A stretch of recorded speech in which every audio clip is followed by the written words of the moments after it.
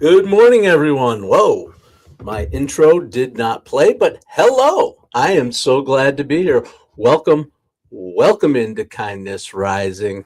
Good morning, good morning. Getting up and getting after it this morning on the Mornings in the Lab Network. I am so glad you've chosen to spend your time with me to get up, get after it with a little bit more high fives for humanity and a little less rage bait. Welcome in, get involved in the chat, say hello in the comments. We are a community here and we are ready for you. Absolutely. Good morning. Good morning. All right. Where is my stuff? There it is. Now the show. We're bringing in the part. Today we are talking about how some things deserve to be seen. Acts of kindness, hidden struggles, people doing good work, but other things, nah. We don't need to see that or hear that. Your private conversations, your personal struggles, and the quiet parts of your lives. And on this day in 2013, a man named Edward Snowden stepped forward and revealed himself as the source of one of the biggest government leak stories in modern history, and his actions sparked debate that is still going on today. How much should be visible? How much should remain private? I know one thing that needs to be more visible. That's my face, because I forgot to turn my light on. Hello, everybody. I'll be turning my light on now because, we do it. Look at that. The sun just came out. It's a beautiful day. And we are talking about what's supposed to be visible. And here I am with all my friends in the house today. Jess, recovering from her birthday day. Kathleen the donkey was up this morning posting. I saw your posts on YouTube. Keith, always at it. Oh, they're pouring in. Cheryl Raphael Whitaker. Love you. Thank you so much for joining. Sully, always on the mark. Good morning. Welcome into Mornings in the Lab for another thrilling day in the loop as we get up and get after it together right here on Kindness Rising. So let's rise together. Visibility feels like a superpower these days. We're encouraged to share more, to post more, reveal more, and document more. Every meal, every opinion, every vacation, every belch, whatever, somewhere along the way, we started treating visibility as proof of value. If it's not posted, it didn't happen. But if nobody sees it, does it count? Kindness has been teaching a little bit of a different lesson for thousands of years, that not everything good needs an audience. Not every act of generosity needs a photograph, and not every struggle needs to be broadcast. Not every part of ourselves belong in public. Right? Absolutely. I'm about to sneeze and I don't have a tissue. Okay, whatever. We'll just go along with the flow. Good morning, Roseanne. Mother. Hello, welcome in. We're talking about privacy today. We're talking about our friends who keep our confidence, the coworker who doesn't spread gossip, the manager who corrects you privately instead of publicly, right? Those are the acts of kindness that build trust in a world where technology makes everything visible. The harder skill is learning what deserves protection, for sure. Protecting something precious, making sure that trust survives. In a world where almost everything can be seen, maybe one of the greatest gifts we can offer each other is knowing what should actually remain unseen. Absolutely. Jess, that is Kindness Rising in action right there. I'm going to get these comments up on the stage, but I'm showing yours specifically. I mean, it's your birthday and you're out there giving the gifts. I think you get it. I think you get it, Jess. Thank you so much. And I know Sully gets it, and I know Keith gets it, and Cheryl and the whole crew, Roseanne, Mom. Yep. You all get it. All right. I appreciate you guys joining me here. We're going to get into our content, or not our contest, our little game for today. What is the game? The game is Who in the World, celebrating the birthday of some person who we may know. See who can guess. I know they've been a little bit more difficult lately. I think this one probably, I wouldn't doubt it if somebody gets it right off the first clue. But because I know about this person, I'm cocky because I know about this person. I knew this. Oh, shoot.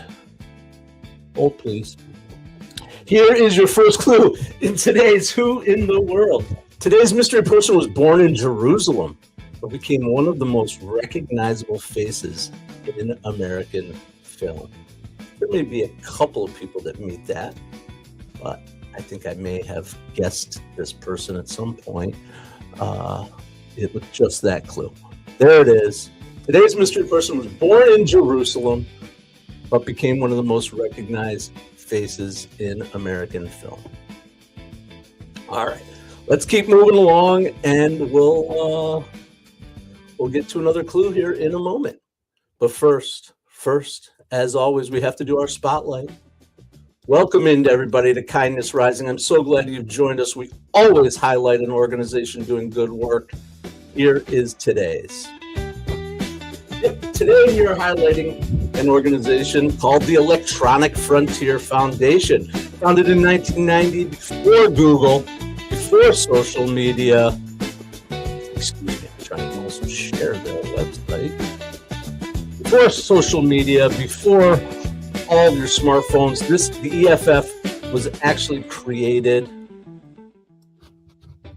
to help people. Yes, leading nonprofit defending digital privacy, free speech, and innovation. For more than 35 years, they've worked on issues involving digital privacy, free expression, encryption, government surveillance, and of course, consumer rights in the digital age. And there's a lot of questions that they answer, and they're still being asked ever since most of us ever heard that first phrase, World Wide Web. Who owns the data? Who has access to it? How much privacy should individuals expect in a connected world? My answer to that has been for a long time, none. Live right, live straight, and maybe you can not worry too much about your privacy, but we all have our moments, right? Whether you agree with every position they take isn't really the point, though. Organizations like EFF help ensure these conversations happen in public and not just behind closed doors. Because kindness is about respect, boundaries, and dignities. Respect for personal space in both digital and physical. This is definitely a human issue that EFF is dealing with, even though we are talking about the digital world. There they are, EFF, the Electronic Frontier Foundation, helping people understand the implications of privacy and the reveal of data. All right, that was our kindness spotlight for today. All right.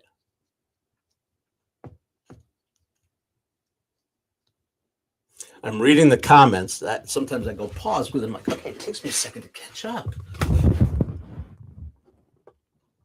Oh, you were a NIPERG person, Sully. Yep, NIPERG shows up at our door every summer. Were you a door knocker for NIPERG? Absolutely. I know all about NIPERG. Absolutely. The New York Public Interest Group. And you expected none. Yep. We expect no privacy. Absolutely. All right. And I guess it was Edward Snowden. A door knocker. Yeah. June 9th, 2013, a 29-year-old former intelligence contractor named Edward Snowden stepped in front of the camera in Hong Kong, and publicly identified himself as the source behind government leaked documents that had already begun shaking governments. The Guardian and the Washington Post revealed the existence of these extensive surveillance programs. The leaks showed that intelligence agencies were collecting vast amounts of communications data, phone metadata, information gathered through programs that access data from major technology. At first, he revealed these secrets as anonymous, but then he voluntarily voluntarily stepped forward and essentially said it was me. And that's when the controversy really began.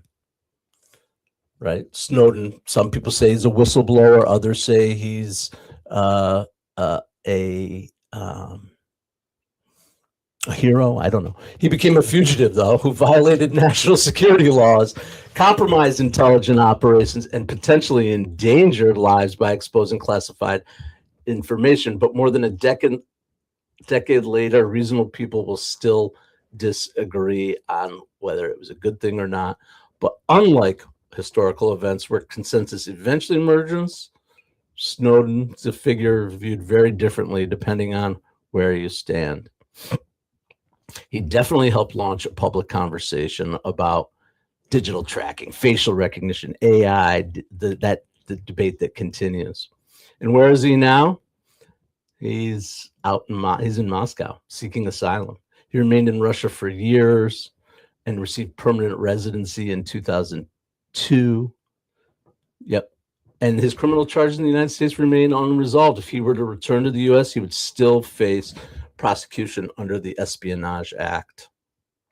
Yep. It's about it isn't really a question about oh, cool.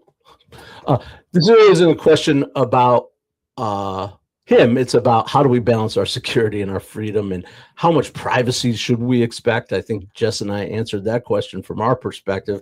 How much transparency should governments provide? What do you think? They didn't end on June 9, 2013, but those questions feel even more relevant in today's age. So Edward Snowden, you guys remember all that stuff. And it continues on with the questions that we ask about privacy every day in our digital world. All right. Thanks for indulging me on that. Wait, that happened today? Segment. All right. And we got to move on. We're going to move on to our, let's get this music going here a little bit. I don't know. You want to try this one? That was supposed to go with the Snowden article segment, but we're doing it with this instead. Whatever. All right, back to our clues. Anybody got a clue? Anybody got an idea? I know you guys are now holding back. Today's mystery person was born in Jerusalem, but became one of the most recognizable faces in American film. Here's your second clue. At the height of fame, this person chose to attend Harvard while simultaneously appearing in an epic movie franchise. Born in Jerusalem, wow, it's a tough one to get out today. Recognizable face in American film, went to Harvard and appeared in an epic movie franchise. That's our second clue. Don't do that. Second clue. I almost lost you all entirely. Second clue today. All right.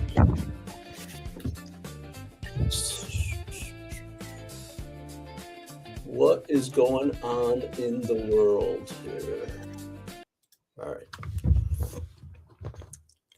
Thank you again, everyone, for joining here on Kindness Rising on the Mornings in the Lab Network, where we get up and get after it every day, 7:30 a.m. Eastern, right here on YouTube, on LinkedIn, on Facebook, as part of the Mornings in the Lab Network.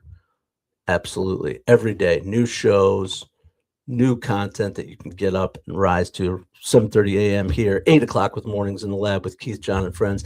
Today is Tuesday, so that means we're going to have Sarah Barnes Humphrey with Let's Talk Supply Chain and Thoughts and Coffee show for sure. And then tomorrow, the big Wednesday with Cheryl Raphael Whitaker. But every day you can join me here, 8:30 a.m. It's 8:30 a.m. I don't know, somewhere out in the middle of the ocean. 7:30 a.m. Eastern. That's what time it is when we get started. All right, let's move along. Media assets. Just talking out loud to myself. All right. What haven't we done in a while? This looks like a fun one. is one of my favorites. The Freaks and Geeks inspired. Not really connected to this story, but I think this is fun. This is fun. I read about this morning, and I think it's I'm getting a little bit of a kick out of it. There's a pretty good chance that all of you out there know that Scooby-Doo it wasn't just a cartoon. It was Saturday morning, a bowl of cereal, the living room floor. 45 years before streaming services started rebooting everything, a talking Great Dane and 4 teenagers were teaching us that mysteries were worth solving. Now Netflix is taking us back to where it all began with a new live-action Scooby-Doo series focused on the origins of Mystery Inc. And honestly, that's what caught my attention. Not the monsters, not the mysteries, the origins. Absolutely. I'm becoming more and more convinced that origin stories are the most important stories that we tell. We spend a lot of time looking at who people are today, the successful entrepreneur, the confident leader, the talented creator, or the person who seems to have it all figured out. But we really stopped to ask, how did they become that person? What struggles shaped them? What failures redirected them? And who helped them along the way? That's one of the reasons we're featuring origin stories across the Mornings in the Lab team on LinkedIn right now. Come check us out. #MITL, #Origins, and check us out on LinkedIn. All of those folks that I'm going to show you here in a second are out there telling their origin story, including myself, and I'm here to answer questions and talk about it, what I've learned in life and what I bring to the table. Remember that every expert was once a beginner, every leader was uncertain, and every successful person has chapters most people have never seen. Scooby-Doo may be solving mysteries again, but this time the mystery is one behind the characters themselves. To me, that's a mystery worth exploring for sure, right? Their greatest strength usually begins as a challenge. Confidence starts as insecurity, and success usually has a lot more humanity behind it than we ever imagined, right? So we're going to find out about Scooby-Doo and the Inc.'s origins, and it turns out that the real mystery isn't who the people become, but it's how they got there. Scooby-Doo Origins coming to Netflix. That's it. That is the deal. I'm pretty excited about it, actually. We'll see. I mean, I don't know. The story part I'm excited about. I don't like what these new Scoobies is I need my Hanna-Barbera animation. The new animation isn't great. Of course, the voices. But this will be interesting. This is going to be a live action, I think, combined with CGI. I'm a little interested. I love origin stories, like I said, and we're out there as Mornings in the Lab Network telling our origin stories. And I'll take a second to share something real quick here. I've shared it before, but I'll share it again because it's what I do. Let's see. Stop screen. I hope I got it.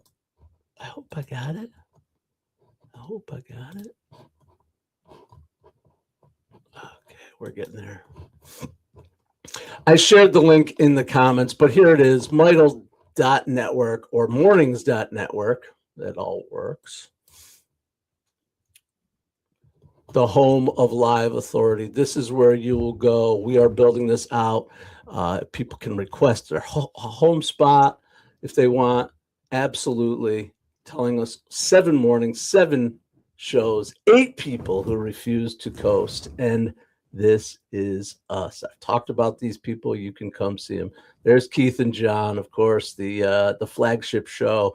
Myself, Cheryl, I talk about Sarah, Paul, and Adam from House of Bricks. Jason Hewlett is here as well, showing his stuff. So this is us. We are building. There's more shows, more interest coming to the network, but please check it out. Mornings in the Lab. Poke around, mornings.network. Visit the studio, see how it's done.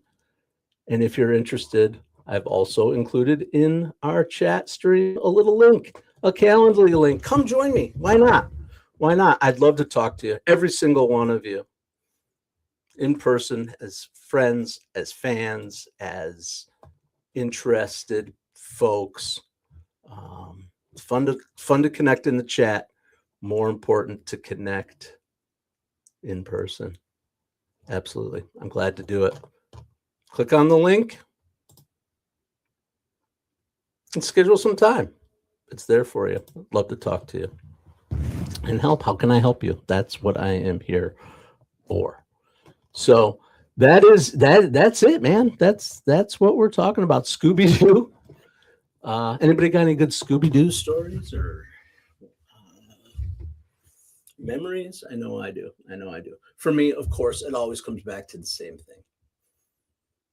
Sharing with my children, passing it down, generation to generation. My kids, we still watch Scooby-Doo sometimes. There's your insight. 54-year-old man and 20-year-old twins watching Scooby-Doo together. Why not? Actually, our favorite one, there's two that we go back to over and over again. We have them on DVD. They're available out there. The Laugh Olympics. Anybody? Laugh Olympics, the Scooby-Doobies versus the Really Rottens. Remember that group? We love that one. And then, of course, The Mystery of the Werehound or the Werewolf, whatever, Scooby and Shaggy, the Halloween episode. We love those. Okay. TMI? I don't know. I'm filling time as we get moving here. We gave you the second clue. Now let's get into the third. Are you ready for the third clue in our Who's Who? Anybody? Nobody's guessed anything yet. Wow. Usually I have an early guess. Okay, that's fine. We'll keep moving on. I'm curious if anybody has even a clue. Today's mystery person was born in Jerusalem, but became one of the most recognizable faces in American film. At the height of fame, they chose to attend Harvard while simultaneously appearing in an epic movie franchise.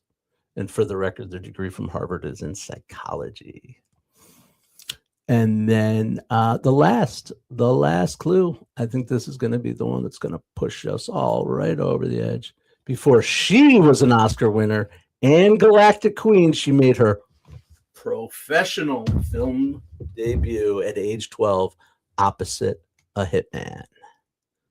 Do we know? Anybody know who we're talking about? I'll do the compass and we'll come back to the clue if you want to guess. All right. I appreciate that you're all out there. Let's do our compass, though, because we always here on Kindness Rising find a way to give us some way to connect, something to do, to move from thoughts to action on the theme. And of course, today's theme is privacy. So one thing for privacy is boundaries, right? So 5 ways to respect boundaries this week. Ask before sharing someone else's story. Not every story belongs to us. Sometimes they're shared in confidence.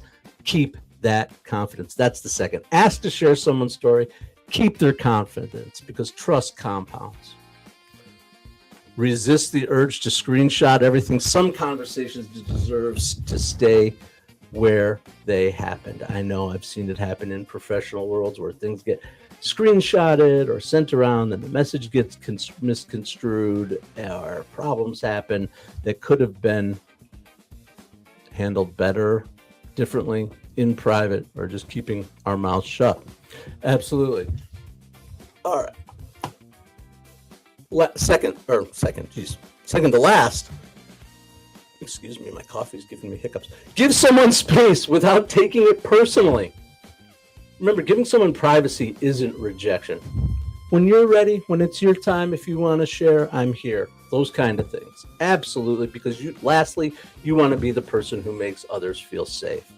Not watched, not judged, just safe. Because that's where kindness lives and where kindness grows into trust. Those are your 5 ways to respect boundaries this week. Ask before sharing someone's story. Keep one confidence. Resist the urge to screenshot everything. Give someone space without taking it personally, and be the person who makes everyone feel safe. All right. And let's see, who do we got? Anybody? Help the seatbelt law. There it is. Jess came up with it. Natalie Portman. Nope, it wasn't Princess Leia. It was Amidala. Yeah, there she is. Natalie Portman. One of my favorites from our generation, I guess. She turns 45 today. 45 years old, continuing to just have class, and she reminds me of, she's like the Audrey Hepburn. To me, she's like the Audrey Hepburn of our day. I don't know, maybe I'm exaggerating. I don't know. She's just always so classy, super sophisticated, just always put together. I love it. But she's also a human being. And I love her films. I don't know if anybody else has Natalie Portman feels on her films, but certainly she grew up right alongside of us, right? Leon the Professional. I remember the first time I saw that, this kid, like, what is this? My jaw dropped. An amazing movie. And of course, Padme Amidala from the Star Wars prequels, and the memes. Everybody loves the Star Wars prequel memes. And then, even all the way up through, she's Jane Foster in the Thor movies. And of course, we can't forget Black Swan, her Oscar-winning performance. That's another one. Whoa, you want to talk about a mind-bending movie? Yes, Heat. You're correct, Sully. Black Swan, yeah. And then the other one, I'm trying to remember the name of the film, but I really enjoyed it, and I watched it many times, with Uma Thurman and C. Thomas Howell, Natalie Portman. C. Thomas Howell comes back to his hometown, and Natalie Portman's the young kid that lives next door. Anybody help me? It's not Mean Girls. It's something Girls. Better Girls, something like that. I forget. But that was actually a fun movie. We got apps. Matt Dillon was in that movie. Anybody got it? I was trying to remember the name of it. Terrible. Usually I have a better memory than that, but love that movie. The Sweet Caroline in the bar. Just great scenes. We got apps. All right. Anyway, Portman is I think she was really cool. She attended Harvard and got her psych degree while she was filming the Star Wars prequels. That's pretty cool. She has academic research that's been published. She went on to win the Oscar for that intense movie, Black Swan, one that you watch once and you're like, okay, I saw it, I'm good. Anyway, love me some Natalie Portman. Let's wish her a happy birthday. We wished Jess a happy birthday yesterday. Today we'll wish Natalie Portman a happy birthday. I didn't get an invite to her birthday party this year. I was a little offended, but that's okay. Maybe next year I'll be invited. All right, enough with this nonsense. I am so glad again that you've joined us here on Mornings in the Lab Network. It has helped me today. I feel great heading into my day as I get up and get after it more on the Mornings in the Lab Network. Absolutely. Today's show was a little bit about origins, right? We started with Edward Snowden, the whistleblower, and his story reminds us that debates about privacy, AI, and surveillance, they're ongoing. They're going to continue for as long as this stuff exists. Absolutely. Then we had Natalie Portman. Most people know the actor, but fewer know her as the student, the researcher, and the Harvard graduate. Absolutely. Her origin story reveals a much fuller picture than the headlines ever could reveal. And now Scooby-Doo is getting his own origin story too from Gen X kids. The Saturday morning staple is becoming, we're going to find out where he really came from and learn how the Mystery Inc. got started. There is a thread kind of that connects all three. Too often we judge people by the chapter we're seeing right now, but kindness invites us to be curious about the chapters that came before, because every person has a story, every idea has history, and every journey has an origin. Sometimes understanding where something where something began helps us better understand where it is today. Thank you for joining me. Now get on over to Mornings in the Lab with Keith, John, and friends. Stick with us here on the Mornings in the Lab Network. Go to mornings.network, click on the chat thing, schedule some time with me. I'd love to meet you in person. And until then, or until tomorrow morning, whichever comes first, stay uncommon and stay kind.